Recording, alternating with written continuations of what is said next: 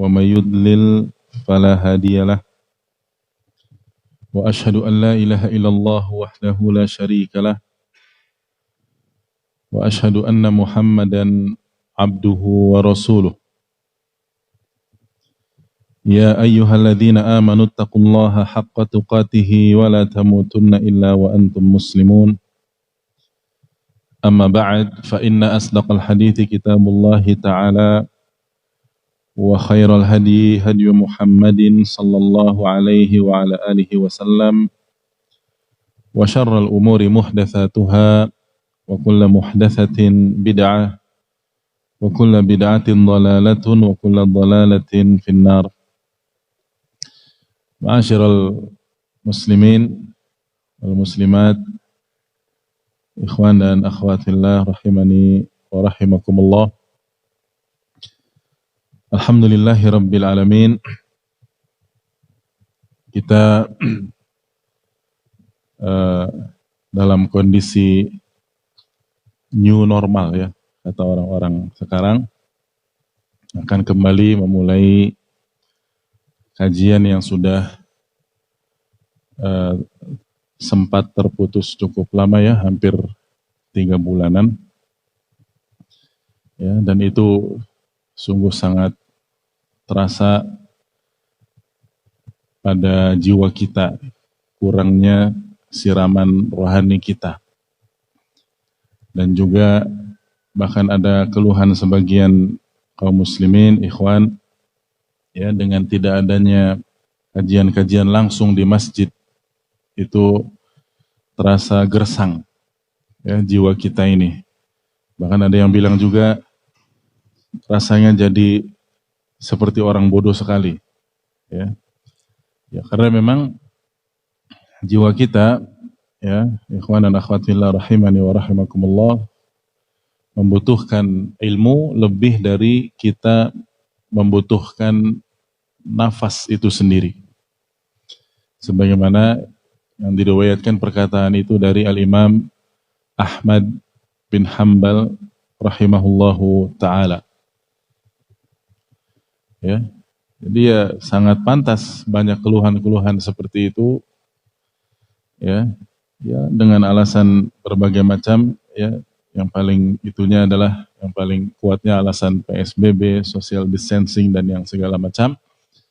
Namun sekarang dalam kondisi yang sudah mulai diperbolehkan dalam keadaan new normal seperti ini, tentunya dengan tetap kita memperhatikan protokol kesehatan ya, kita akan kembali memulai yakni kajian-kajian Islam ilmiah agar ya tetap iman dan ketakwaan kita kepada Allah Subhanahu wa taala dan juga ilmu kita senantiasa bertambah untuk diamalkan.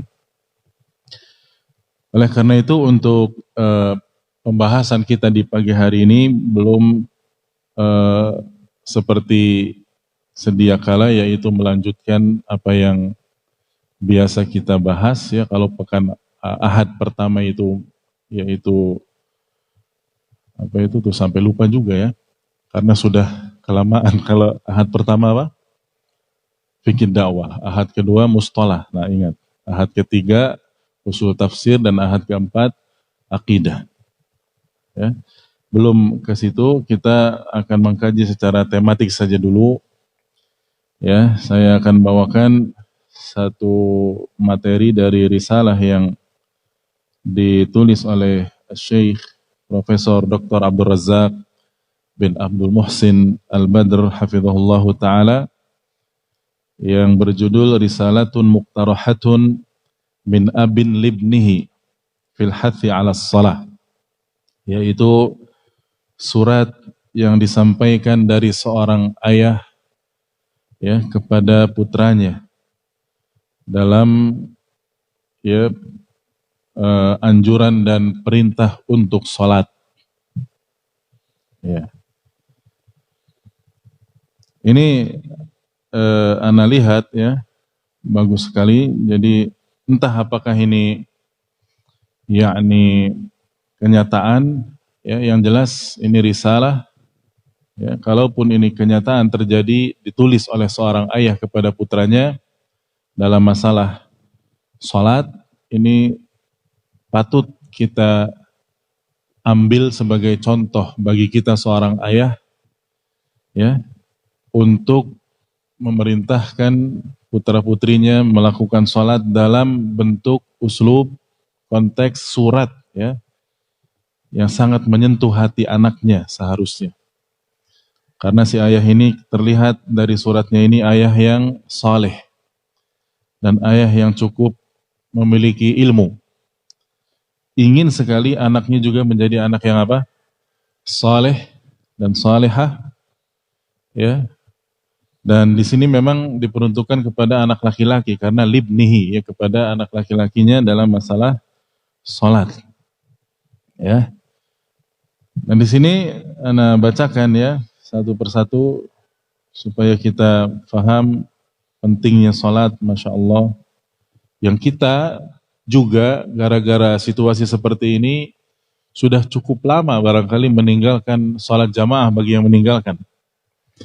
Ya, walaupun salat di rumah. Sudah hampir 3 bulan juga.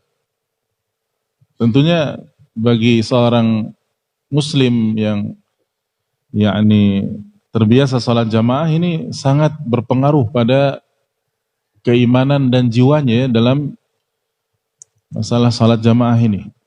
Bayangkan antum kalau tidak salat jamaah ya 3 bulan, terus mau ada yang diperpanjang pula. Ya. Ini bagaimana ini? Ya. Sementara di sini nanti akan dijelaskan pentingnya salat berjamaah terkhusus bagi kaum laki-laki. Baik. Jadi di sini dikatakan Bismillahirrahmanirrahim. Ibnil Wafiyil Karim, ya. Bismillahirrahmanirrahim kepada anakku yang mulia, yang tercinta. Titik-titik-titik ya, silahkan ditulis siapa nama anaknya. Hafidhakallahu, semoga Allah menjagamu wahai anakku. Wa ballaghaka ridahu, dan semoga ya Allah memudahkanmu untuk mencapai keridhaannya. Wa as'adaka fi dunyaka wa ukhraka, dan semoga Allah membahagiakanmu di duniamu dan akhiratmu. Amin. Kemudian assalamualaikum warahmatullahi wabarakatuh. Begitu kata ayahnya. Wa ba'd, ya. Fahadhihi risalatu hubbin, lalu kata seorang ayah ini adalah wahai anakku satu surat cinta, risalatu hubbin, ya. Wa tadhkir, sekaligus juga surat untuk ya, pengingat. Aktubuha bimidadi qalbi abin atufin, sengaja saya tulis ya dengan tinta yang terdalam dari hati seorang ayah yang atuf, seorang ayah yang sangat rindu dan sayang. Wa walidin musyfiq, seorang walid, seorang ayah yang begitu perhatian, sayang, liqarrati ainihi, terhadap yakni belahan jiwanya, wa faladhi kabidihi, ya, dan terhadap penyejuk hatinya. Rajian sa'adatahu, yang seorang ayah ini selalu berharap agar anaknya berbahagia. Wa mubtaghiyan fauzahu, ya, selalu menginginkan agar anaknya ini sukses. Wa tami'an fi najatihi, dan selalu ya tamak, yaitu ingin agar anaknya itu selamat. Wallaha wahdahu as'al, dan kepada Allah lah ayah meminta an yatawallaka bitaufiqihi, ya, agar Allah senantiasa memeliharamu dengan taufiknya, wa yakla'uka biri'ayatihi wa tasdidihi, dan memperhatikanmu dengan perhatiannya dan juga tasdid, yaitu bimbingannya. Nah, baru di sini ayah mengatakan, I'lam ibnil karim, ketahuilah wahai anakku yang mulia, anna ahamma umuril abdi as-salat. Sesungguhnya perkara yang paling penting yang harus dilakukan oleh seorang hamba, seorang muslim adalah salat. Faman hafadha 'alaiha wa hafidhaha hafidha dinahu. Kata ayah, barang siapa yang menjaga salat, ya, dan betul-betul memeliharanya, maka berarti dia telah menjaga agamanya. Dan sebaliknya, wa man dhayya'aha kana lima siwaha min amalihi ashadda idha'atan. Barang siapa yang menyia-nyiakan salat, maka terhadap perkara-perkara yang lain dia lebih menyia-nyiakan lagi. Itu pasti. Ya. Jadi ukuran ketertiban seseorang muslim itu dalam hidupnya, lihat apanya? Salatnya. Kalau salatnya baik, bagus, jamaah, muwadhabah, selalu dia pelihara, ya, di awal waktunya berjamaah, tidak pernah masbuk. Ini insya Allah urusan yang lainnya beres. Dan sebaliknya, kata seorang ayah ini, siapa yang menyia-nyiakan salat, waalaikumsalam, ya, berarti urusan-urusan yang lainnya lebih sia-sia lagi, lebih tidak beres lagi. Wahia amudul Islam. Dan salat ini, wahai anak, adalah tiang Islam, tiang agama. Ya. Wa qabulu sairil amali mauqufun ala qabulis salah. Dan diterimanya amalan-amalan lain itu bergantung dari diterimanya salat dia kelak nanti di akhirat. Ya. Fa idza ruddat alaihi sairul amal. Apabila tertolak oleh Allah salat seseorang karena salah-salah salatnya atau bahkan tidak salat sama sekali, maka seluruh amalannya bisa dipastikan tertolak juga oleh Allah Subhanahu wa taala. Wa hiya awwalu furudil Islam, dan salat adalah kewajiban pertama dalam agama Islam. Ya, setelah Nabi hijrah, maka rukun yang kedua setelah seseorang syahadat adalah salat. Ya, belum lagi banyak lagi keutamaan-keutamaan salat. Yang salat ini beda dengan syariat-syariat Islam lainnya. Salat itu satu-satunya syariat yang langsung Nabi terima di langit dari Allah Subhanahu wa taala. Ketika peristiwa apa ya ikhwan? Isra dan Mi'raj. Langsung di langit pada tahun kedua sebelum hijrah. Ya. Wa hiya akhiru ma yufqadu minad din, dan salat ini adalah yang akan nanti paling terakhir diangkat dari agama Islam. Ya. Kalau sudah orang Islam itu sendiri sudah enggak pada tahu apa itu salat, ini berarti sebentar lagi mau apa? Kiamat. Ya. Fahiya awwalul islami wa akhiruh. Jadi salat itu adalah awalnya Islam dan akhirnya Islam. Wala yastaqimu dinul muslimi wala tasluhu amalu, dan tidak akan lurus agama seorang muslim, keislaman seorang muslim, wala tasluhu amalu, dan tidak akan benar amalan-amalannya, tidak akan baik, wala ya'tadilu suluku, dan tidak akan lurus jalannya, fi syu'uni dinihi wa dunya, dalam urusan agama dan dunianya, hatta yuqima hadhihi shalah, sampai dia menegakkan salat ini ala wajhihal masyru', sesuai dengan tata cara yang disyariatkan dalam agama Islam. Ibnil Karim, wahai anakku yang mulia, i'lam, ketahuilah, anna laka mauqifaini taqifuhuma baina yadayi Rabbi. Kelak engkau ya akan, atau sesungguhnya kamu memiliki mauqifain, ya, dua kondisi, dua keadaan, yang dua keadaan ini pasti engkau pertanggungjawabkan di hadapan Rabb Allah Azza wa Jalla. Ahaduhuma, keadaan yang pertama, kondisi yang pertama, fi hadhil hayatid dunya, yaitu dalam kehidupan duniamu saat ini. Wal akharu, dan yang satunya lagi adalah yaumu atau yauma talqallaha jalla wa ala yaumal qiyamah. Ya, di saat Allah Azza wa Jalla di saat Allah Azza wa Jalla atau di saat kamu bertemu dengan Allah Azza wa Jalla pada hari kiamat kelak. Nah, kita kan pasti ya semua kita tidak lepas dari dua keadaan ini. Sekarang kita di keadaan yang pertama apa kedua? Yang pertama, karena kita masih hidup di mana? Di dunia. Dan kelak pasti setelah kiamat kita yakni akan menghadap Allah Azza wa Jalla. Wa yatarattabu ala salahil mawqifil awwali falahuka wa sa'adatuka fil mawqifil tsani. Ya. Dan kalau keadaanmu di kondisi yang pertama ini di dunia ini baik, maka itu akan membuat kamu bahagia di kondisi yang kedua, yaitu di akhirat.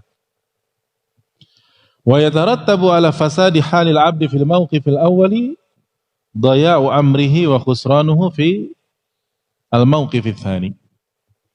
Dan apabila keadaan seorang hamba rusak di kondisi yang pertama ini di dunia ini, maka ini sangat berpengaruh pada kesengsaraan dan kecelakaan dia di tempat yang kedua kelak, yaitu di akhirat.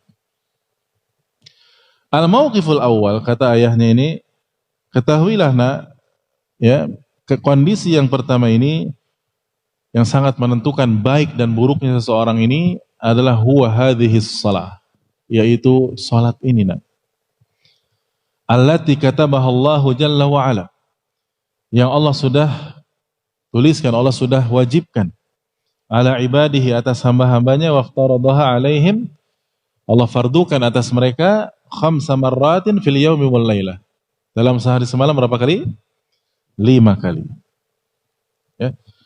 Faman hafadha ala hadhihi shalah, maka barang siapa yang memelihara salat ini, wa'tana biha, dan memperhatikannya, wa addaha fi awqatiha, dia melakukannya pada waktu-waktunya, ya terkhusus di awal waktu, wa hafadha ala syurutiha wa arkaniha, dan dia memelihara syarat-syarat dan rukun-rukunnya, wa wajibatiha, dan kewajiban-kewajibannya, maka hana alaihil mauqifu yaumal qiyamah, kelak ya keadaan atau kondisi, waalaikumsalam, keadaan atau kondisi dia nanti pada hari kiamat akan mudah dia hadapi. Wa aflaha wa anjah, dia akan berbahagia dan dia akan sukses di akhirat.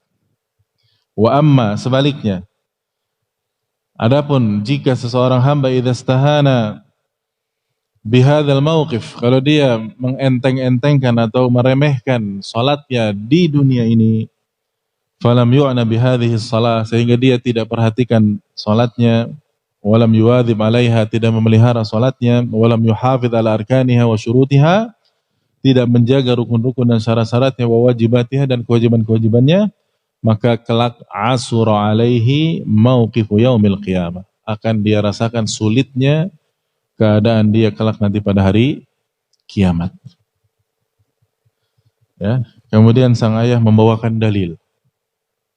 Rawat Tirmidzi wan Nasa'i wa ghairuhuma an Huraits bin Qabisah rahimahullah. Diriwayatkan oleh Imam At-Tirmidzi, Al-Imam An-Nasa'i, dan selain mereka berdua, ya, dari Huraits bin Qabisah, salah seorang tabi'in rahimahullah. Beliau mengatakan, Huraits bin Qabisah ini menceritakan dalam riwayat atau dalam hadis ini, qala ataitul Madinah fasalatullaha jalla wa ala, aku mendatangi Madinah dan aku berdoa kepada Allah Azza wa Jalla an yarzuqani jalisan salihan, supaya aku dipertemukan oleh seseorang yang saleh, kawan duduk yang saleh, yang aku bisa bertanya-tanya masalah din, masalah agama kepadanya. Fajalastu ila Abi Hurairah radhiyallahu anhu, maka doaku dikabulkan, aku duduk di samping Abu Hurairah radhiyallahu anhu.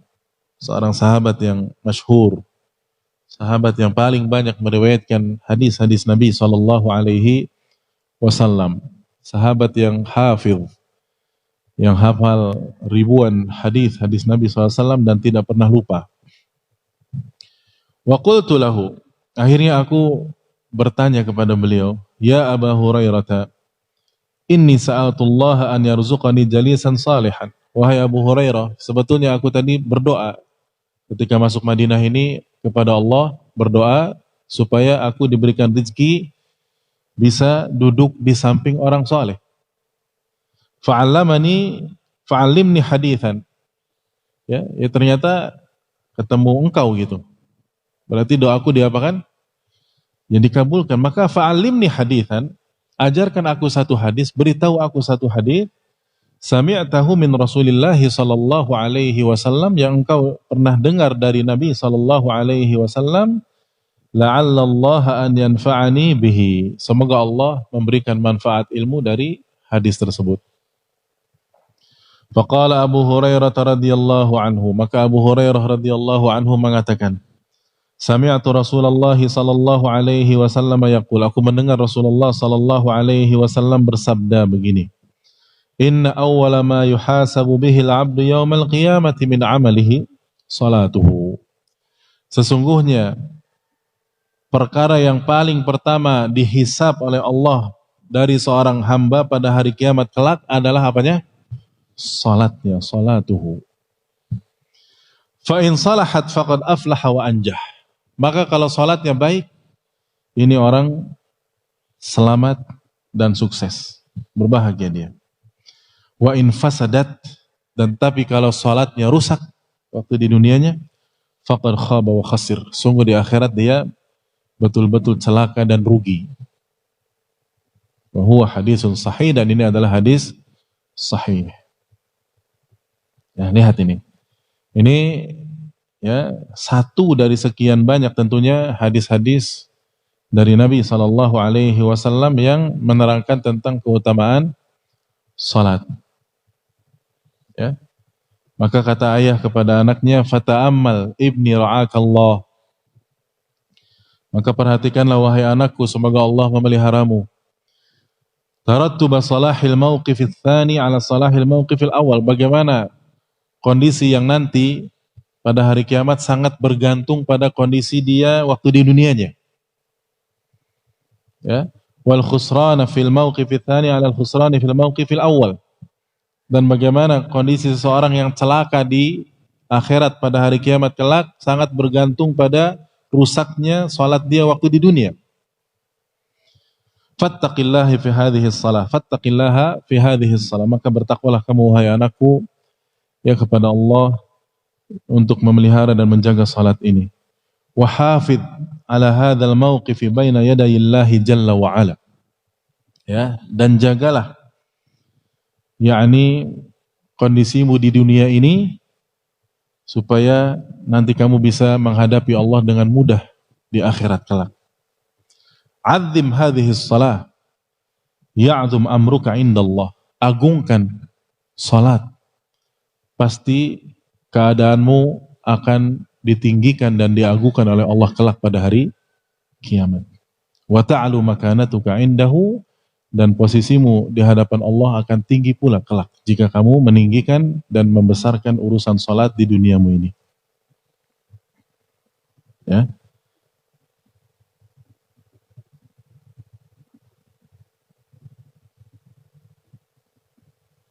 Dan kalau kita perhatikan, ikhwan sekalian rahimani wa rahimakumullah, kedudukan salat dalam Islam itu ya, ini di luar surat ayah tadi. Ana akan bahas sedikit saja, ana akan bawakan beberapa dalil tentang kedudukan salat dalam Islam.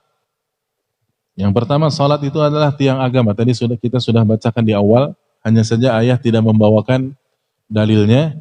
Ini dalilnya adalah hadis Mu'adz bin Jabal. Ya, di dalam Jami' Tirmidzi dan yang lain-lain, dan hadis ini sahih. Kata Nabi sallallahu alaihi wasallam, ala ukhbiruka bi ra'sil amri wa amudihi wa dharwati sanamihi. Wahai Mu'adz, maukah engkau aku beritahu, kata Nabi, tentang pokok dan pangkal perkara agama ini dan tiangnya dan puncaknya yang paling tinggi. Maka kata Mu'adz bin Jabal, qultu bala ya Rasulullah, tentu saja wahai Rasulullah. Lalu kata Nabi SAW, ra'sul amril Islam. Pokok pangkal perkara agama ini adalah Islam, yaitu 2 kalimat syahadat maksudnya. Ini rukun Islam yang paling pertama. Kemudian apa? Wa amuduhus shalah, dan tiangnya adalah salat. Jadi pondasi itu syahadat, tiangnya Islam, bangunan Islam itu tiangnya adalah salat.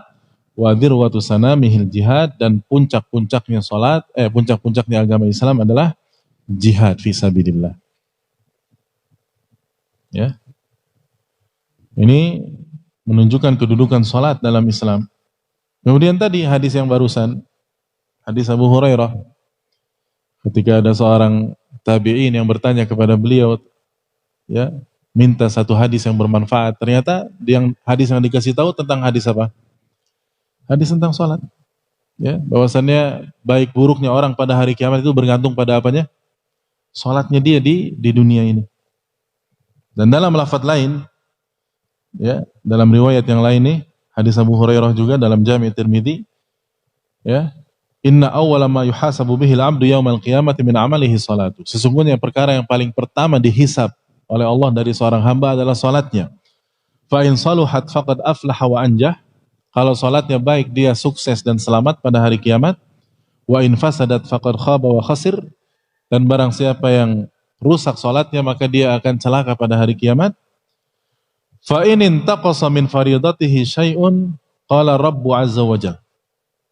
Dan apabila dari kewajiban-kewajiban ada kekurangan, ya, maka Allah Azza wa Jalla perintahkan kepada malaikat yang mengoreksi dan mengecek amalan orang tadi, unduru hal li'abdi min tatawwu. Lihat, cek hambaku ini, apakah dia punya ibadah-ibadah sunnah? Ya. Fayukammalu biha man taqasa minal faridah. Yang dengan ibadah-ibadah sunnah ini diharapkan bisa menyempurnakan dan menambal kekurangan dari ibadah-ibadah apa? Wajib. Thumma yakunu sairu amalihi ala dzalik. Lalu kata Nabi SAW, dan kemudian demikianlah dilakukan kepadanya untuk semua amalannya. Ya. Berarti lihat salatnya dulu, baru dilihat apanya? Amalan-amalan yang lain. Kalau yang wajibnya kurang, dilihat amalan-amalan sunnahnya. Ya. Dan tadi juga sudah dijelaskan kata sang ayah bahwa pertama kali yang paling diwajibkan dalam Islam itu salat, dan yang paling terakhir diangkat nanti apa? Salat juga. Ya.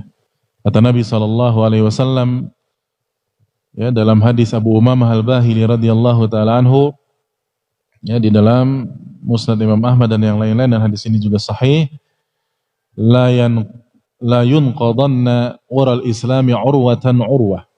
Sungguh akan tercabut tali Islam itu, ya, seutas demi seutas. Ya. Fakullama intaqadat urwatun tashabbathan nasu billati taliha. Maka jika satu tali terlepas, orang-orang memegang dan bergantung erat-erat pada tali-tali Islam yang lainnya. Wa awaluhunna naqdan al-hukm.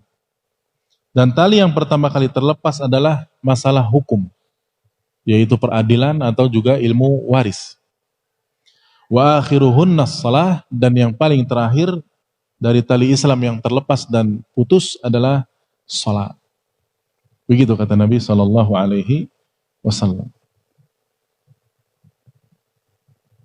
Dan salat juga wasiat terakhir Rasulullah SAW. Bisa kita lihat pada hadis Ummu Salamah radhiyallahu taala anha dalam Musnad Imam Ahmad, dan hadis ini juga sahih. Kata Nabi SAW,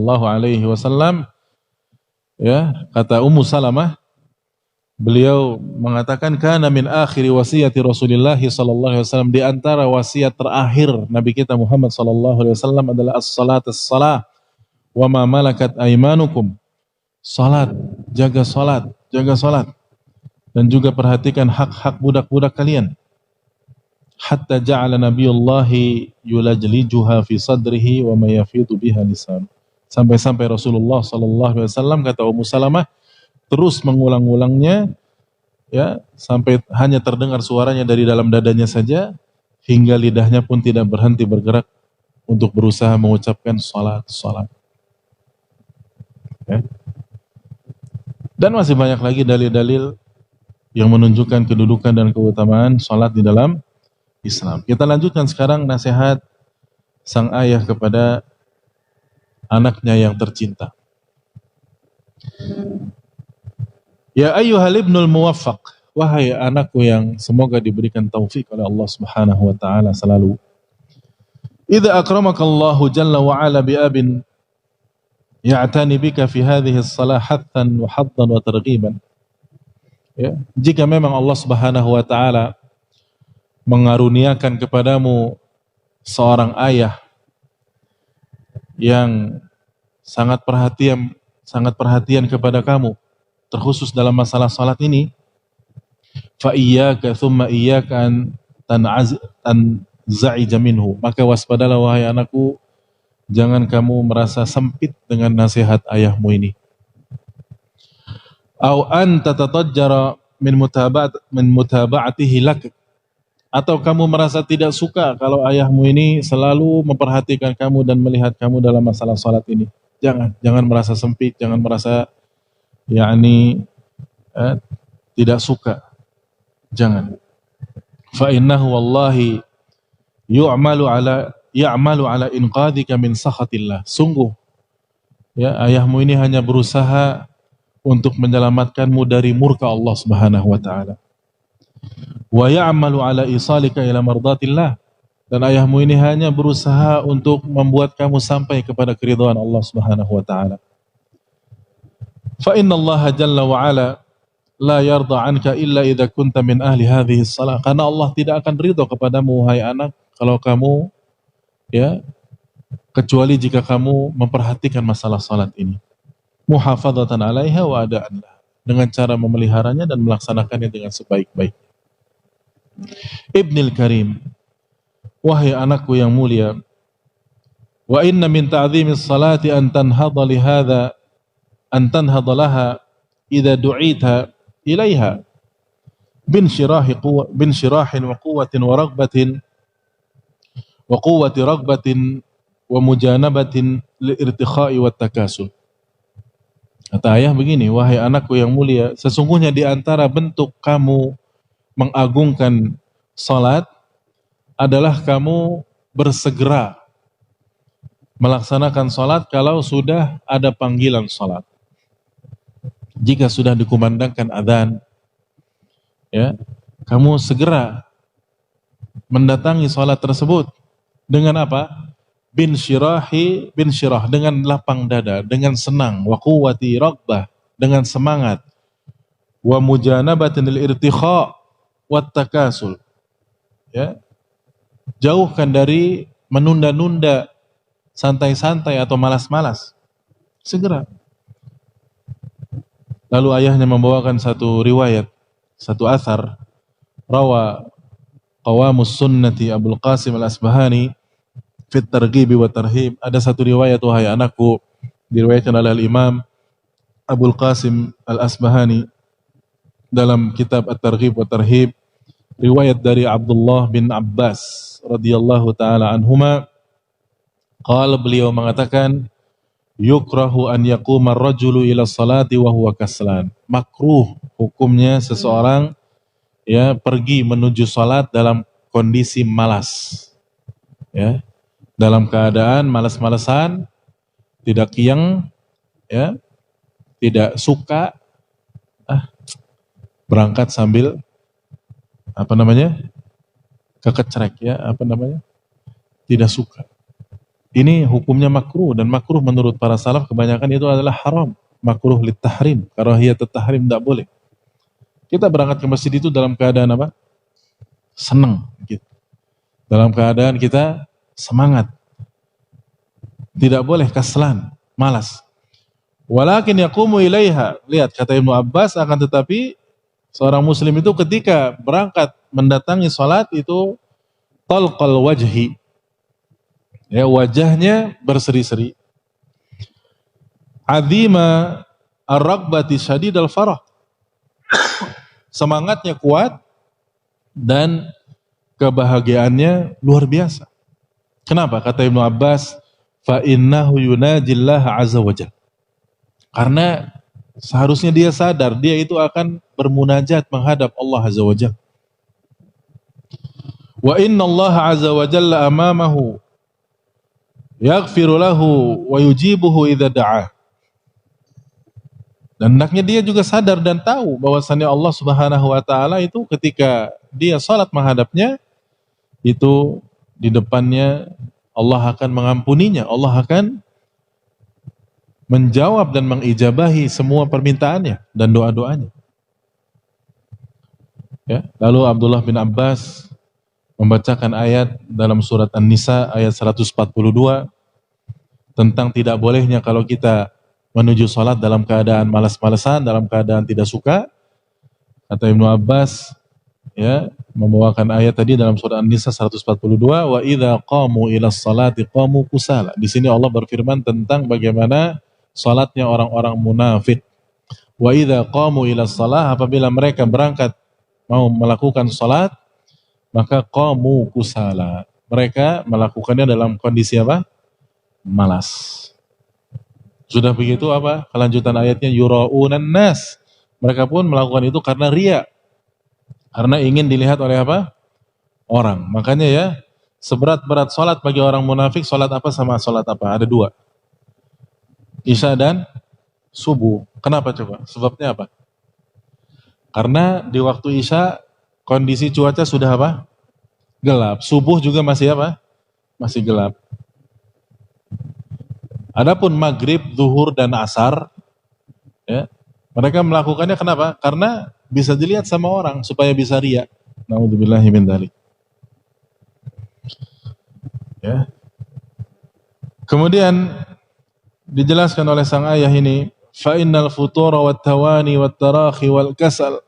Sungguh wahai anakku, futur, ya, malas-malasan, menunda-nunda, mengakhir-akhirkan salat, in wujida fil abdi fahuwa rajiun ila dha'fil qulub. Apabila ini ada pada dirimu wahai anakku, pada seorang hamba, ini berarti menunjukkan dha'fil qulub, lemahnya iman hati, wa wahaniha, ya, dhaif hatinya, imannya, wa adami ma'rifatiha biqimati salah, dan berarti dia tidak mengerti dan tidak sadar tentang, ya, qimah, harga, dan betapa pentingnya salat dalam kehidupan seorang muslim. Makanya ya, zaman sekarang itu, ya, kondisi seperti ini aneh juga begitu ya. Kalau salat di rumah, tapi kalau kumpul-kumpul ya di pasar, di mana, bahkan makan-makan bareng, kok bisa begitu ya? Tidak di rumah. Apakah makan lebih penting daripada salat? Dan padahal juga salat itu paling, kalau salat jamaah itu kumpul-kumpul membutuhkan paling lama berapa menit sih, ikhwan dan akhwat? Berapa menit? Salat duhur misalkan berapa menit? Paling banter kalau imamnya itu salatnya khusyuk banget, berapa menit? 10 menitan. Campur dzikir jadi berapa? 15 menit. Coba yang di luar, yang kumpul-kumpul, yang bekerja dan segala macam, berapa menit? 1 hari. Kan ilatnya sama. Ilatnya itu alasannya kenapa kita tidak boleh kumpul dengan tidak boleh, ya, di luar ataupun di luar, sama, yaitu social apa? Distancing, atau bahkan physical distancing. Sama. Kenapa kalau sholat seolah-olah seperti sekarang digiring kepada mindset, kepemikiran, kalau sholat jamaah itu berarti orang ini dosa seolah-olah. Hanya satu alasannya, karena apa? Tidak taat waliul amri. Taib. Kita balik bertanya kepada dia, apakah taat waliul amri itu mutlak dalam semua keadaan? Semuanya. Sampai taat waliul amri untuk tidak melakukan kewajiban juga kita taati? Ini harus diperhatikan dalam masalah ini, ya. Karena pemikiran-pemikiran seperti ini harusnya kita kritis dalam kondisi seperti ini, ya. Kenapa yang di blow up pemberitaan-pemberitaan itu hanya masalah gara-gara ada orang sholat jamaah terus kena virus apa? Corona. Kan banyak juga orang kena virus corona bukan karena sholat apa? Jamaah. Banyak tidak? Banyak. Saya yakin jauh lebih banyak. Tapi masalahnya karena apa? Karena tidak diberi takan. Dan yang lebih mengherankan lagi dan lebih ajib lagi, ada sebagian ikhwan atau akhwat atau sebagian kaum muslimin yang seolah-olah senang ketika ada yang jamaah terus kena corona. Tuh gara-gara tidak taat apa? Waliul amri. Ini gharib, ini sungguh pemikiran yang sangat aneh. Nah, lihat di sini kita kembali kepada si ayah, ya. Kita kembali kepada nasihat ayah di sini bagaimana? Ya. Kata ayah tadi kan apa? Apabila seseorang itu menunda-nunda salat, ya, salat jamaah atau yang lainnya, maka ini menunjukkan lemahnya apa? Iman. Lemahnya iman dan dia tidak ngerti tentang pentingnya salat jamaah itu. Bukankah kita semua faham ya ikhwan? Allah berfirman, "Wa ma khalaqtul jinna wal insa illa apa? Liya'budun." Bukankah kata Allah, tidaklah aku ciptakan jin dan manusia melainkan untuk apa? Beribadah kepadaku. Apakah Allah berfirman, "Wa ma khalaqtul jinna wal insa illa liya'malun"? Ya, tidaklah aku ciptakan jin dan manusia kecuali untuk bekerja, untuk cari makan dan untuk yang seterusnya. Kan tidak seperti itu. Lalu apa kata ayah? Walaqad balagha min ihtimami sadri hadhil ummah. Si ayah menceritakan kepada anaknya dalam surat ini, ya, wahai anakku, sungguh bagaimana kalau kita bisa melihat ya bagaimana ihtimam, perhatian para salafus salih, permulaan umat Islam ini, para sahabat radhiyallahu anhum sangat-sangat perhatian bi salatil jamaah, terhadap salat apa? Jamaah. Lihat. Marwahu Ibnu Mas'ud, satu riwayat ya yang dibawakan oleh sahabat yang mulia Abdullah bin Mas'ud radhiyallahu taala anhu. Beliau mengatakan begini, laqad ra'aituna ya'ni ashaban nabiy sallallahu alaihi wasallam wa ma yatakhallafu anha ay salah illa munafiqun ma'lumun nifaq. Sungguh kami ini para sahabat menganggap orang yang tidak melakukan salat jamaah itu langsung kita hukumi dia adalah munafiqun ma'lumun nifaq. Orang yang munafik dengan diketahui kemunafikannya. Itu di zaman sahabat itu orang yang enggak jamaah langsung dicap apa? Munafik. Walaqad kana ar-rajulu yu'ta bihi wa yuhada bainar rajulaini hatta yuqama fis shaf. Dan sungguh kami itu ya di antara kami ada yang sempoyongan, ya, sakit tapi tetap ingin sholat jamaah dan kami berdua yang sehat-sehat ya membawa dia di antara kami berdua wa yuhada, dan kami tegakkan dia, kami berdirikan dia hatta yuqama fis shaf, sampai dia bisa berdiri di mana? Di shaf. Menunjukkan bagaimana semangatnya para sahabat untuk mengikuti sholat apa? Jamaah. Ya ikhwan, ini kita kembali ke kondisi seperti sekarang. Kok jadinya orang-orang yang sehat jadi nggak pada boleh apa? Sholat. Iyalah kalau orang sakit tidak sholat karena memang ada uzur syar'i, yaitu apa? Sakit. Bahkan juga yakni yang tidak yang apa namanya diperkirakan penyakitnya menular, ya sebaiknya sholat di mana? Di rumah memang. Tapi ini jadinya merembet ke semua orang ya, yang sehatnya juga nggak boleh apa? Sholat di masjid. Bahkan semua zona jadi zonanya warnanya apa? Merah. Bahkan hitam sekalian. Ya, semuanya. Nah sekarang kan sudah dinyatakan lagi oleh sebagian waliul amri kita bahwasanya Jawa Barat adalah zonanya sudah apa? Hijau. Jadi gimana nih batasan merah sama hijau nih, nggak jelas. Ya. Lah, permainan ya. Ya, yakni kita taat waliul amri, na'am, iya, harus kita. Dalam hal-hal yang ma'ruf, dalam hal-hal yang yakni dibolehkan. Tapi dalam hal ibadah yang sifatnya wajib lalu kita tidak ada uzur, ya, maka ini diperhatikan, yakni keadaan-keadaan dan kondisi-kondisi yang lain. Tidak mutlak begitu saja. Bukan kalau berfirman, ya ayyuhalladzina amanu atiullaha wa atiur rasula wa ulil amri. Lihat, atiullah iya, atiur rasul iya. Masing-masing ada kata-kata atiu, taati. Tapi ulil amri apakah ada kata-kata atiu? Langsung wa ulil amri. Ini kata para ulama tafsir menunjukkan bahwasannya ketaatan kepada waliul amri itu berlaku jika dalam rangka mentaati Allah dan apa? Rasul. Tapi kalau tidak, ya kita kembali kepada hukum asal, taat kepada Allah dan Rasul saja. Ya. Lihat apa kata sang ayah di sini setelah membawakan athar dari Abdullah bin Mas'ud tadi, bahwasanya para sahabat itu sampai ada yang diteng-teng, ya, diberdirikan oleh sahabat-sahabat yang sehat di kanan dan kirinya supaya bisa berdiri di mana? Di shaf salat berjamaah. Fa idza kana ar-rajulu minhum la yastati'ul masyi.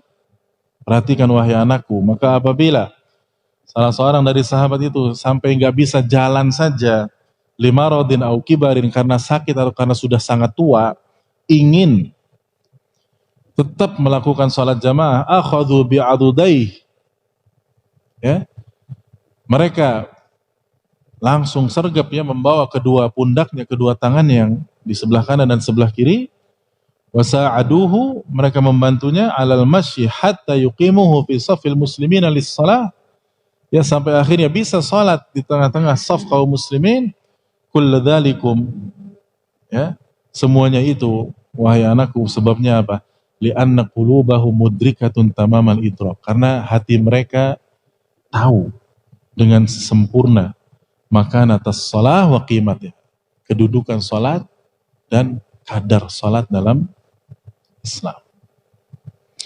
Falamma azumat makanatus salati fil qulub, maka tatkala besar kedudukan salat pada hati mereka, taharrakat tilkal abdanid dha'ifah, badan yang dhaif, yang lemah sekalipun bisa tergerak dan bergerak ilal masajidi min dha'fiha asyadid, ma'a dha'fiha asyadid, ke masjid. Padahal hati. Jadi permasalahannya adalah masalah apa ternyata? Iman, hati.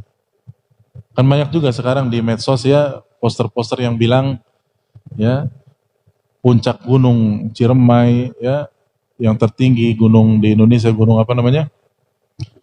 Bisa kau daki, bahkan gunung tertinggi di dunia, Mount Everest, tapi ke masjid sebelah rumah tidak sampai. Ya. Masalahnya apa? Berarti, apakah fisik? Bukan. Masalahnya apa? Iman. Ya. Ada sudah banyak teguran-teguran begitu, ya, di media-media sosial. Ya. Juga ada teguran yang berbunyi, apakah tetap tidak mau sholat berjamaah sampai nanti sholat di masjidnya di shaf yang paling depan? Maksudnya jadi apa? Jadi mayit dulu, baru ke masjid. Apakah harus begitu dulu? Terlambat sudah. Bukan jadi imam, jadi mayit. Lihat, ini masalah salat jamaah ini, subhanallah. Ya. Dan sebetulnya tidak bertentangan dengan himbauan-himbauan sebagian, tentunya, ya, sebagian waliul amri kita yang tetap ada yang mengatakan, ya, bahkan saya pernah mengatakan, ya, yakni saya pernah membaca, ya, perkataan presiden kita Bapak Jokowi, bahwasanya kata beliau, kami tidak pernah menghalangi rakyat Indonesia untuk apa? Ibadah. Bahkan kami perintahkan mereka untuk meningkatkan kualitas dan kuantitas ibadah. Yang kami himbaukan adalah ibadah sesuai dengan protokol apa? Kesehatan. Kan begitu. Ya, kita lakukanlah sholat jamaah dengan protokol kesehatan. Seperti itu. Ya. Kemudian sang ayah melanjutkan nasihatnya kepada putranya. Wa li salatil fajri allati ta'ti fi muftatahil yaum, Ya, terkhusus ya ikhwan, salat fajar. Salat apa?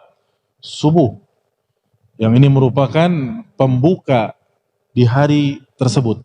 Salat subuh adalah salat yang pertama kali di sebuah hari. Ya, karena hari itu diawali dengan pagi hari, yaitu salat subuh.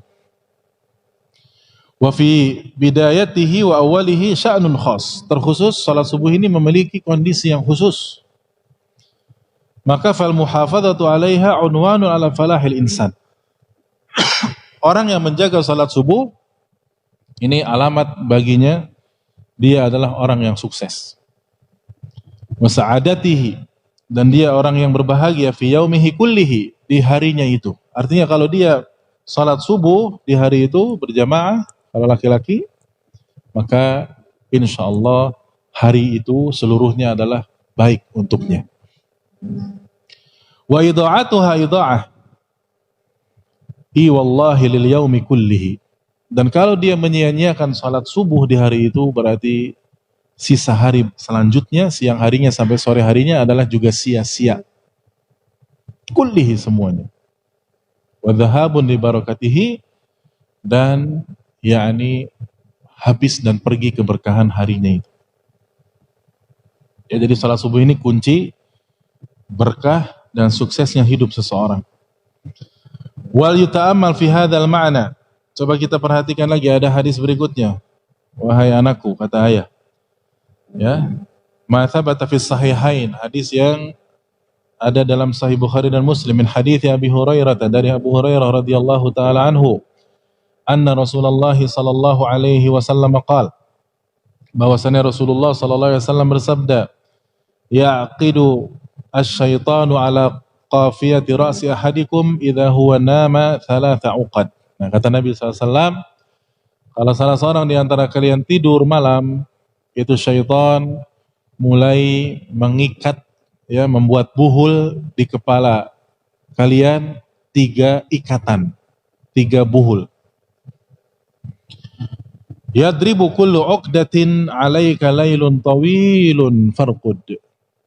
Setiap ikatan dan buhul syaitan tersebut, si setan membisikkan, ya, kamu memiliki malam yang panjang, Masya Allah, maka tidurlah yang nyenyak. Malam yang apa?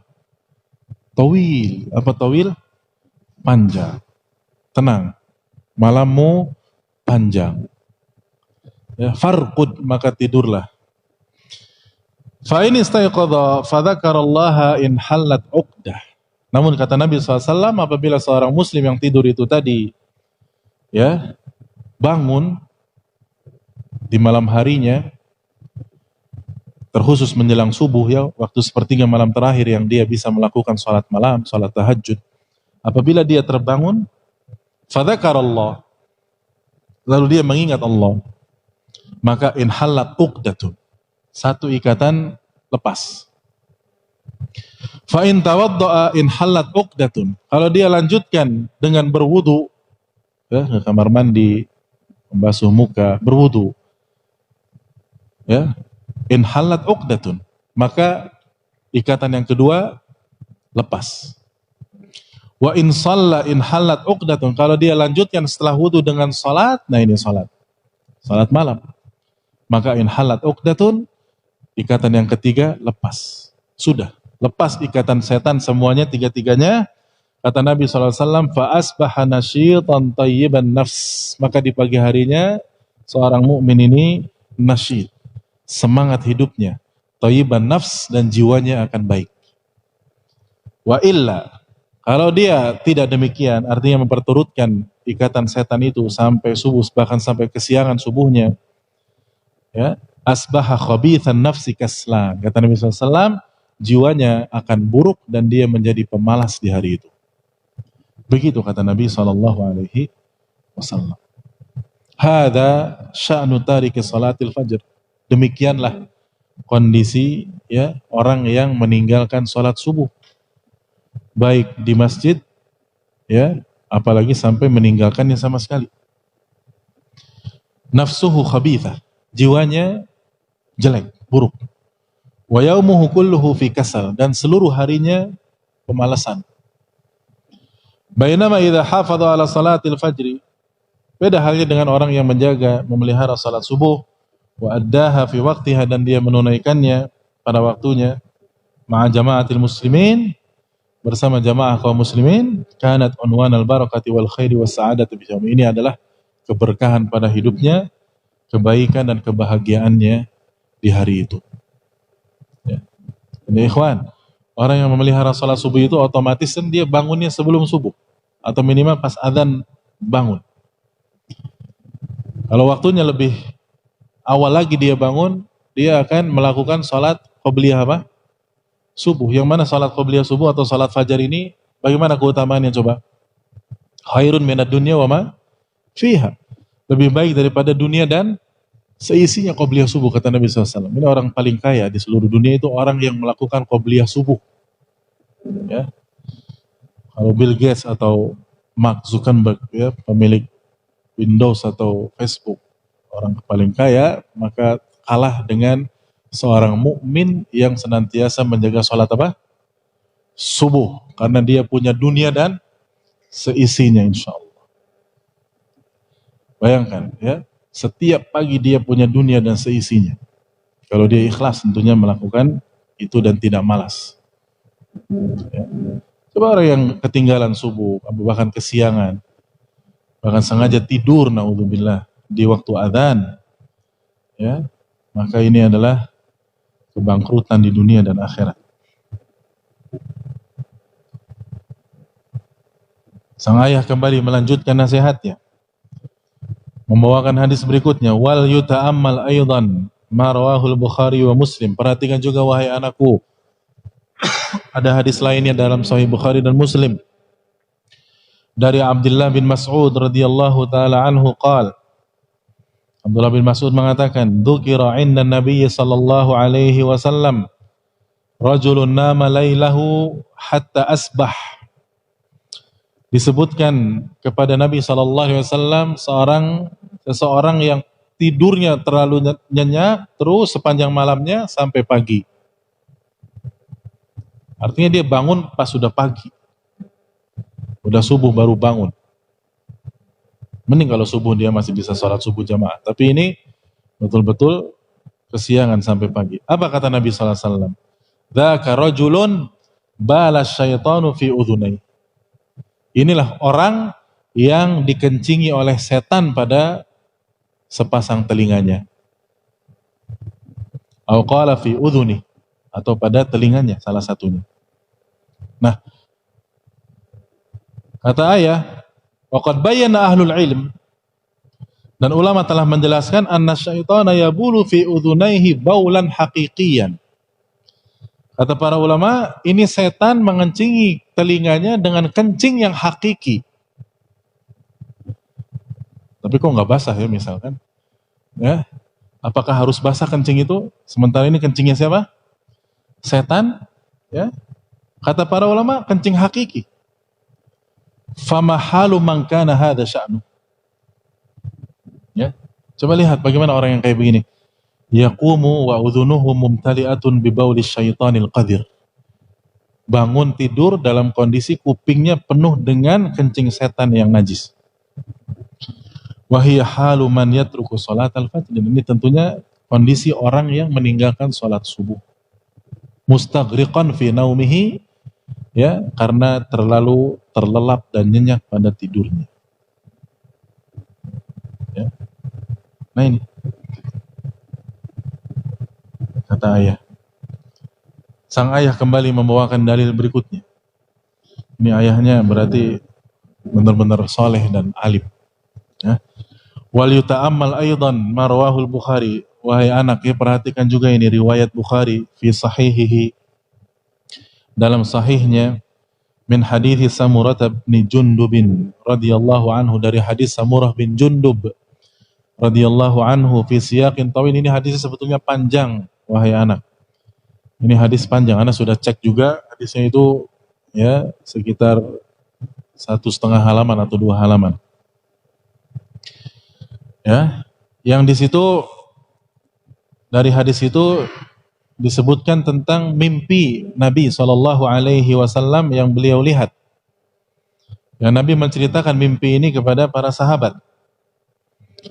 Wa inna ataina, ini di antara lafadznya adalah wa inna ataina ala rajulin muttaji'in wa idza akharu qa'imun alaihi bi sakhrah. Jadi Nabi itu mimpi ada malaikat yang membawanya ke satu tempat, dan tempat-tempat yang menyeramkan, ya, diperlihatkan neraka. Nabi SAW, di antara siksa neraka yang Nabi lihat itu, ya ikhwan dan akhwatillah rahimakumullah, yaitu Nabi melihat ada seseorang muttaji', ya, berbaring, dan yang satunya lagi berdiri, ya, di depannya dengan membawa apa? Sakhrah, yaitu batu besar.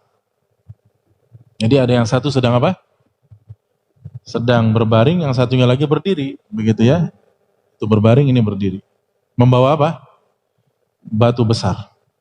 Fa idza huwa yahwi bis sakhrati li ra'sihi fayatlagu ra'sah.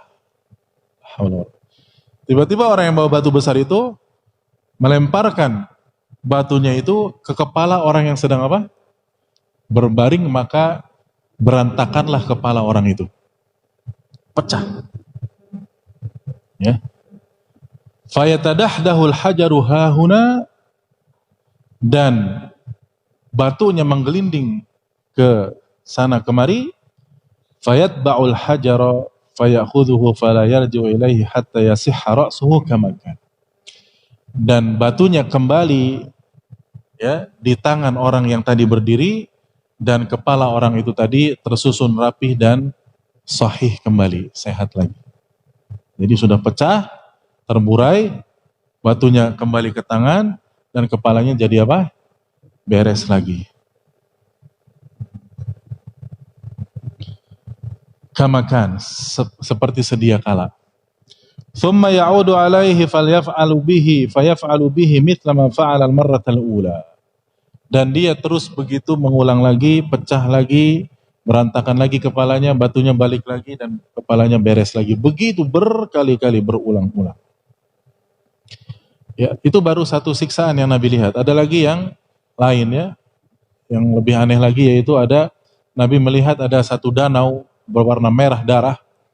Ya, di tengah-tengah danau itu ada orang berenang dari tengah ke tepian. Di tepi itu ada orang lagi membawa bebatuan juga, panas.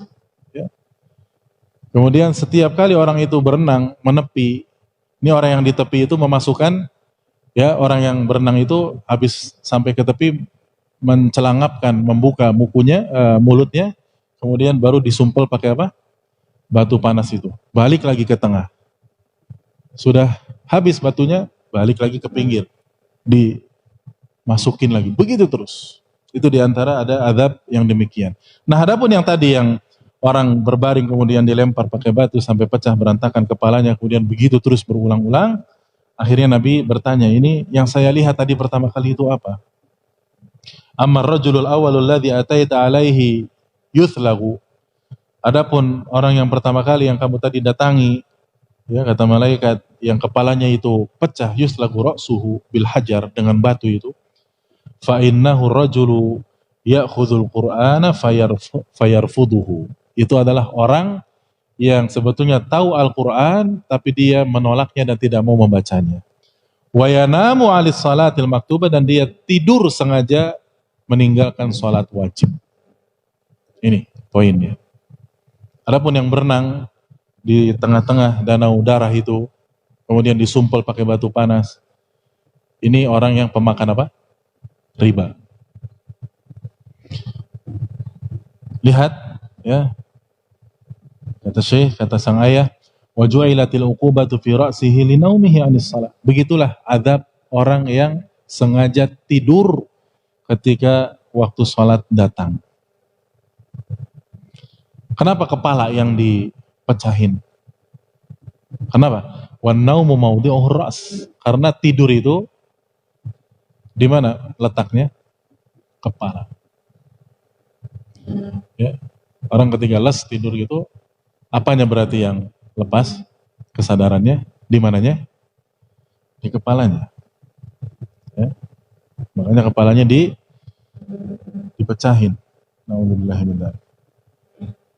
Ibnil Karim, wahai putraku yang mulia, yang tercinta, liyakun laka fi salafika salih uswah, ya, liyakun laka fi salafika salihi uswatun, hendaknya kamu jadikan contoh, ya, pada para salafus salih. Artinya kalau ingin mengambil contoh yang baik, ambillah dari para salafus salih. Tentunya yang pertama adalah Rasul, kemudian para sahabat, kemudian para tabi'in, para ulama di masa lalu yang mereka itu orang-orang saleh.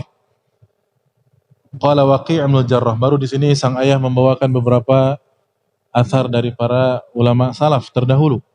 Di antaranya penjelasan Al-Imam Waqi' bin Al-Jarrah. Al-Imam Waqi' bin Al-Jarrah Ar-Ru'asi Al-Kufi, salah satu ahli hadis ma'ruf. Beliau berkata begini, kana Al-A'mash, adalah Al-A'mash salah satu tabi'in. Namanya Sulaiman bin Mihran Al-Kahili Al-Kufi. Al-A'mash. Al-Imam A'mash qariban min 70 sana lam tafuthu takbiratul ula. Kurang lebih selama 70 tahun dari hidupnya tidak pernah ketinggalan takbiratul ihram ketika salat jamaah. Bayangkan berapa? 70 tahun ya ikhwan. Enggak pernah ketinggalan takbiratul ihram. Kita enggak usah 70 tahun. 7 hari, seminggu, pernah enggak yakni sempurna enggak pernah ketinggalan takbiratul ihram? Pernah tidak? Enggak usah 7 hari. Hari ini nih, ya, 5 kali sholat waktu, semuanya kita takbiratul ihram, mendapati takbiratul ihramnya imam. Coba introspeksi pada diri kita sendiri. Al-Imam Al-A'mash, ya, salah satu tabi'in ahli hadis pula, dan dia diriwayatkan juga menguasai qiraat, menguasai bacaan-bacaan Al-Quran dengan berbagai macam riwayat. Tidak pernah tertinggal at-takbiratul ula, takbiratul ihram. Wa ikhtalaftu ilaihi qariban min 70 fama ra'aituhu yaqdi rak'ah. Dan selama 70 tahun pula saya, kata Imam Waqi', berguru kepada beliau, saya belum pernah melihat beliau, ya, ketinggalan 1 rakaat pun. Masbuk, ya. Kalau kita kan masbuk sering, betul tidak? Yang masbuk 1 rakaat, yang 2 rakaat, bahkan masbuk semuanya. Datang imamnya sudah salam. Alhamdulillah masih datang kemana? Ke masjid lah. Kita kalau bicara tentang kesalehan para salafus saleh kayak mimpi ya ikhwan. Ya Allah, kita ini di mana? Ya tidak ada seujung kukunya mereka. Radhiyallahu anhum. Riwayat lain lagi dari ulama yang lain. Qala Ghassan, haddatsani ibnu akhi Bishr bin Mansur. Ya, telah mengkabarkan kepada saya, yaitu Bishr bin Mansur, menceritakan tentang pamannya. Qala ma ra'aitu ammi fatathu takbiratul ula. Ya, Mansur salah satu ulama salaf juga tabi'in. Kata beliau menceritakan tentang pamannya, belum pernah saya melihat paman saya ketinggalan takbiratul ula, takbiratul ihram. Berkata Al-Imam Sa'id bin Al-Musayyib, salah satu tabi'in yang masyhur, yang paling dikenal, ya, yang banyak berjumpa ratusan para sahabat Nabi SAW. Beliau mengatakan begini, ma fatatni takbiratul ula mundu 50 sana. Belum pernah saya ketinggalan takbiratul ula, takbiratul ihram, ya, 50 tahun.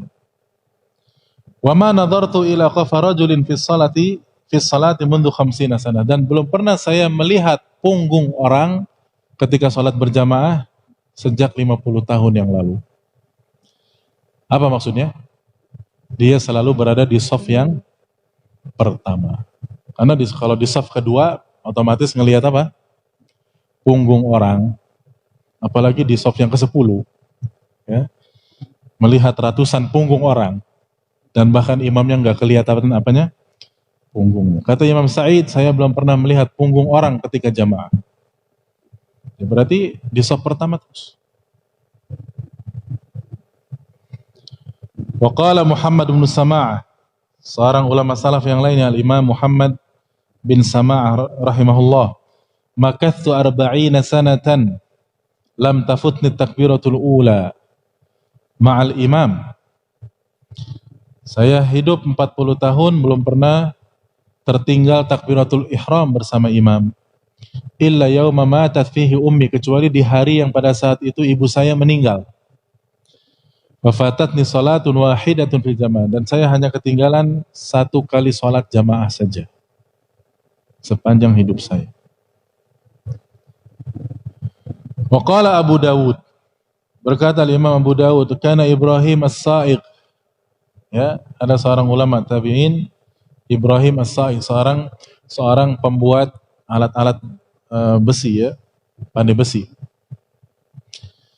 Rajulan salihan, beliau adalah seorang yang saleh. Qatalahu Abu Muslim bi Arandas. Dia dibunuh oleh Abu Muslim di Arandas, satu tempatnya, karena memang fitnah. Dan beliau pernah mengatakan, Ibrahim as-Sa'iq ini pernah mengatakan, wa kana idza rafa'a al-mitqa, karena dia pekerjaannya adalah pandai besi, selalu bawa apa? Palu, mitraqah, palu besi. Itu ketika dia mengangkat palunya, fasami an-nida sayyabaha. Ketika mengangkat palunya lalu dia mendengar azan, itu palunya dilempar. Langsung pergi ke mana? Ke masjid. Kalau kita mah tanggung, ya. Apalagi di depan TV barangkali. Azan ya azan, nonton TV ya nonton TV. Ya. Atau sedang apa saja. Alasannya apa? Tanggung. Ya.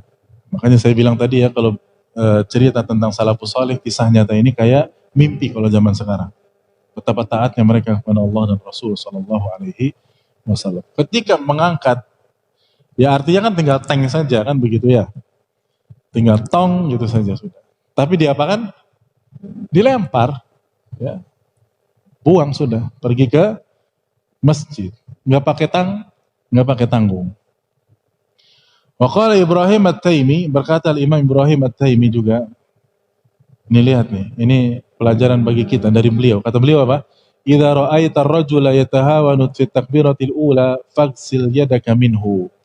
Apabila kamu melihat seseorang, ya, meremehkan takbiratul ihram berjamaah di masjid, maka faghsil yadaka minhu, kamu cuci tangan dari dia. Jangan jadikan sebagai apa? Teman. Waduh, repot nih. Kalau zaman sekarang, kita bisa hidup sendiri, ya.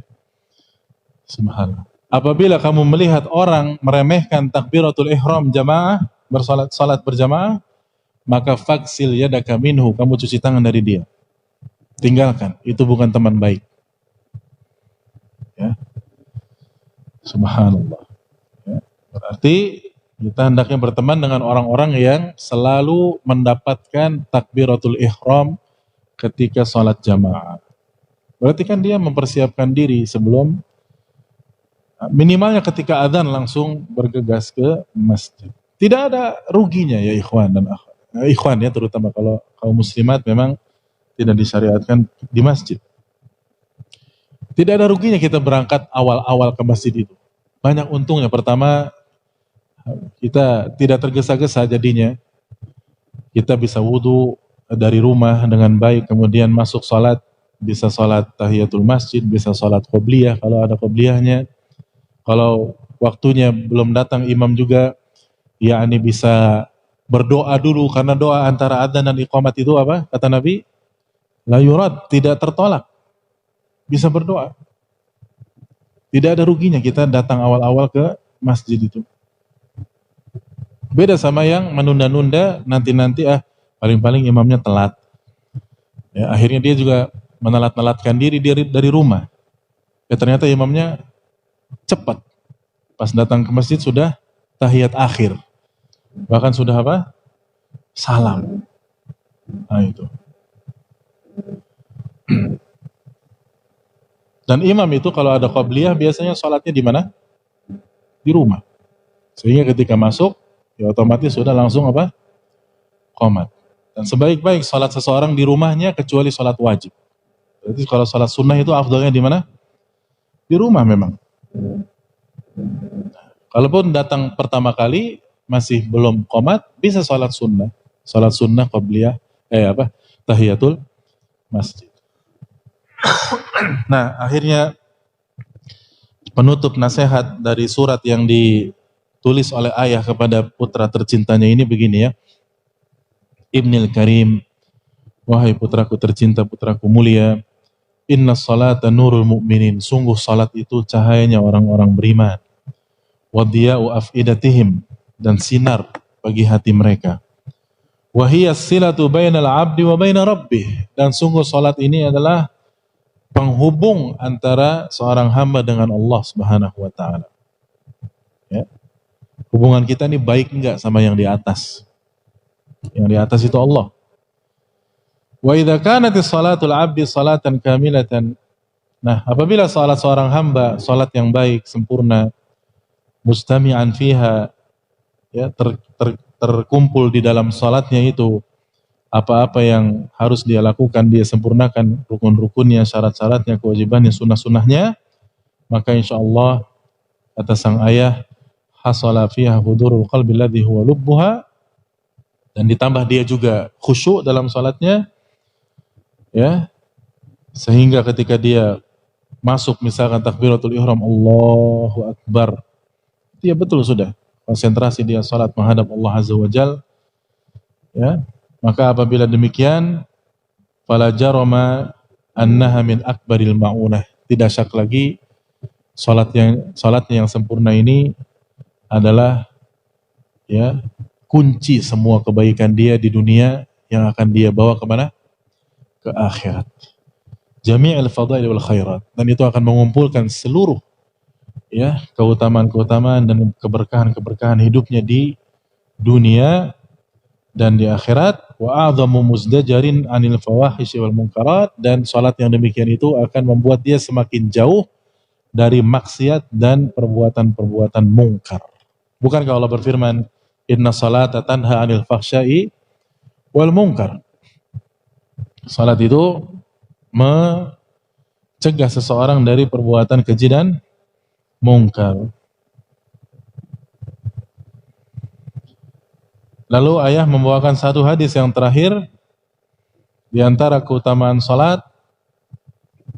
Bukankah wahai anakku, dengan salat pula setiap hari kamu dibersihkan 5 kali? Setiap hari dibersihkan berapa kali? 5 kali. Ibaratnya kita salat 5 waktu itu, apalagi berjamaah, apalagi sempurna, itu ibaratnya kita mandi sehari berapa kali? 5 kali. Kata Nabi SAW begini dalam hadis dalam Sahih Bukhari dan Muslim, kata Rasulullah SAW bersabda, ara'aitum law anna nahran bibabi ahadikum. Bagaimana menurut kalian nih para sahabat, kalau seandainya di depan rumah kalian ada sungai yang mengalir bersih, ya, sungai yang jernih airnya mengalir, Masya Allah, dan kamu yaktasilu fihi kulla yawmin khamsan, mandi di sungai yang bersih tersebut, yang mengalir itu 5 kali. Ma taqulu dzalika yubqi min darani? Bagaimana menurut kalian wahai para sahabat? Apakah kira-kira masih ada kotoran pada tubuhnya, masih ada dakinya? Sehari berapa kali? 5 kali. Lalu kata para sahabat radhiyallahu anhum, la yubqi min daranihi syai'an. Ya tentunya insyaallah bersih ya Rasulullah, tidak meninggalkan daki ataupun kotoran sedikit pun. Lalu apa kata Nabi SAW?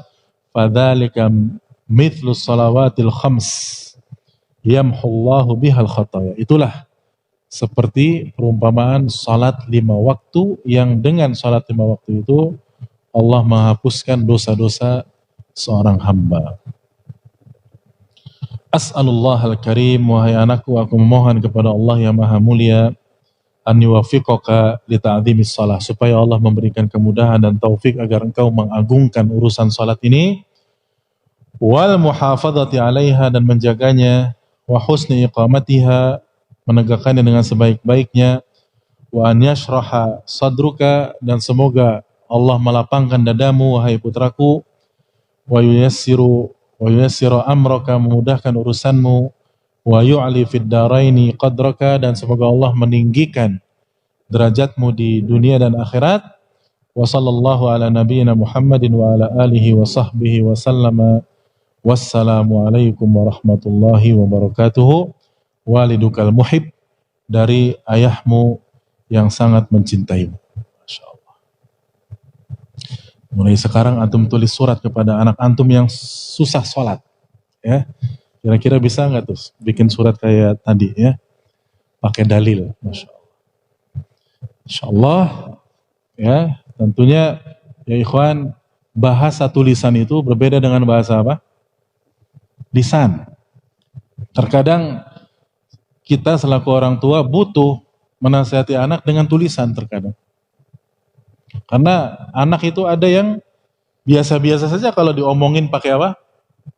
Pakai lisan itu, nggak mempan. Nah, sholat, ya hari-hari baik kalau bahasa. Nggak peduli. Kecuali kalau bapaknya bawa apa? Bawa rotan. Ya. Nah, sholat. Oh iya Pak. Tapi kan nanti beda. Takutnya pak sama apanya? Sama rotan ya, bukan takut kepada Allahnya. Nah, sesekali kalau anak ini bahasanya sudah baik, sudah bagus ya, bikin surat ya ikhwan ya, dan antum kan para ayah ya, untuk menasihati anak dalam urusan sholat ini begini. Nah, sholat dia akan baca surat apa sih Pak misalkan? Bilang aja surat cinta ya. Cinta ayah kepada siapanya? Pada anak. Bapak ini sayang kamu nak. Bapak ini justru ya, orang tua yang sayang sama anak itu ya memperhatikan masalah sholat anaknya. Anehnya ada orang tua aneh ya, anaknya tidur gitu ya, nggak dibangunin. Alasannya apa? Kasihan, masih capek, masih tidur. Ya, sama aja, kasihan ya, mendingan dia masuk neraka nanti kalau udah gede. Kan sama aja begitu. Karena ini secara tidak langsung menjerumuskan siapa? Anaknya sendiri. Mendidik anaknya untuk tidak memelihara apa? Salat. Apalagi Nabi kan perintahkan kita nih selaku orang tua, kalau anak kita sudah mulai berapa tahun? Muru auladakum bisolati wa hum abna'u sab'in. Perintahkan anakmu untuk salat sejak mereka sudah menginjak usia berapa? 7. Perintahkan. Walaupun belum wajib memang. Tapi wadribuhum 'alaiha. Mulai Nabi keras di sini. Pukul itu anak kalau sudah mencapai berapa? 10. Dan juga mulai wafarriqu bainahum fil madaji. Pisah tempat tidur mereka. Kalau sudah mencapai 10 tahun ke atas.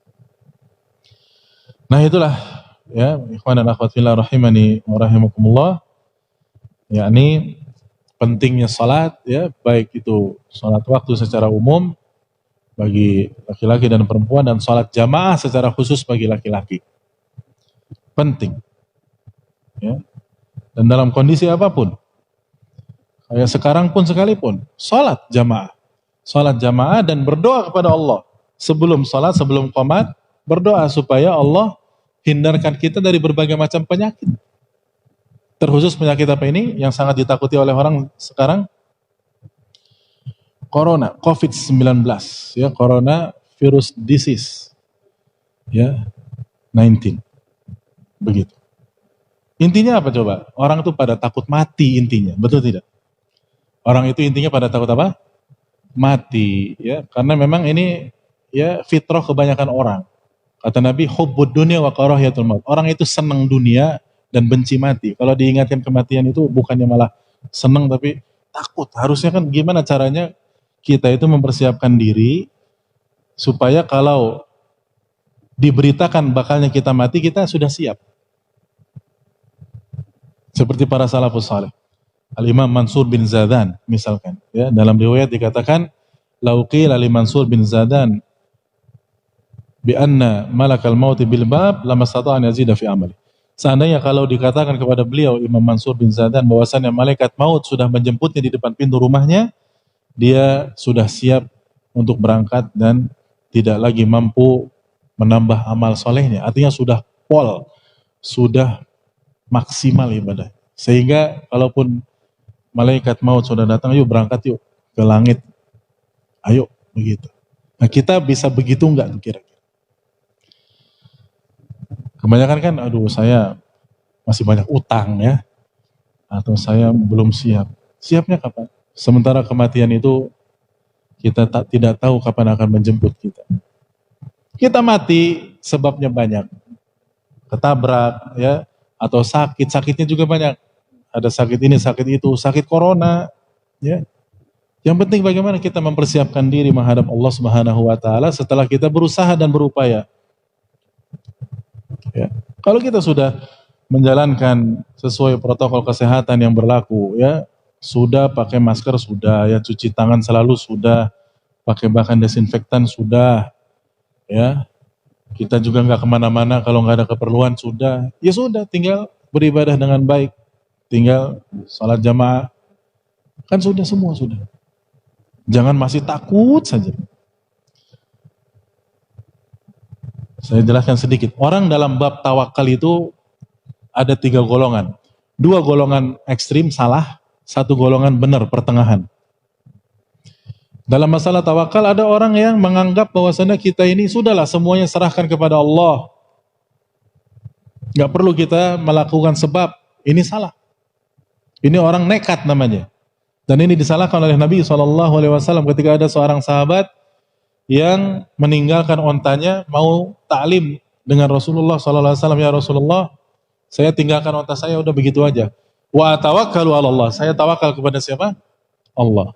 Kata Nabi, lah, jangan gitu. Iqilha wa tawakkal 'ala Allah. Kamu ikat dulu onta kamu terus tawakal.